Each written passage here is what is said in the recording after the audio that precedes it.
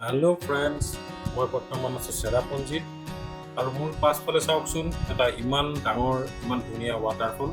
বলকচোন আমি সেই ৱাটাৰফলটো চাবলৈ যাওঁ। এইখিনিতে এটা কথা কৈ থৈ দিওঁ, এই ৱাটাৰফলটো যদি চাবলৈ আহে তেনেহ'লে আপোনালোকে লগত খোৱা বস্তু লৈ আহিব, কাৰণ এই ৱাটাৰফলটোৰ ওচৰত কোনো খোৱা বস্তু নাই। দোকান দুই এখন আছে যদিও তাত বস্তুৰ সাংঘাতিক দাম। যদি তাত খাবলগীয়া হয় আপোনালোকে বহুত এক্সেছ পইচা ভৰিব লাগিব। এই আমি পাই গ'লোঁ সেই ৱাটাৰফল। এই ৱাটাৰফলটোৰ নাম কিনৰেম ৱাটাৰফল। চাওক কিমান ওপৰৰ পৰা পানী বৈ আহিছে, কিমান ধুনীয়া, কিমান সুন্দৰ দৃশ্য। গৰমৰ দিনত এনেকুৱা ঠাইত যাবলৈ পালে গা জোৰ পৰি যায়। ইয়াত যিমানসকল টুৰিষ্ট আহিছে তেওঁলোকৰ বেছিভাগেই অসমৰ পৰা আহে, আৰু এইটো সময়ত জুলাই মাহত অসমত গৰম, আপোনালোকে বুজি পাইছে কিমান গৰম।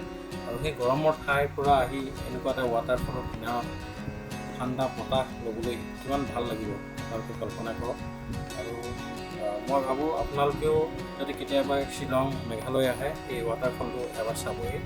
বৰ বেছি দূৰ নহয়, চেৰাপুঞ্জীৰ ওচৰতে আছে।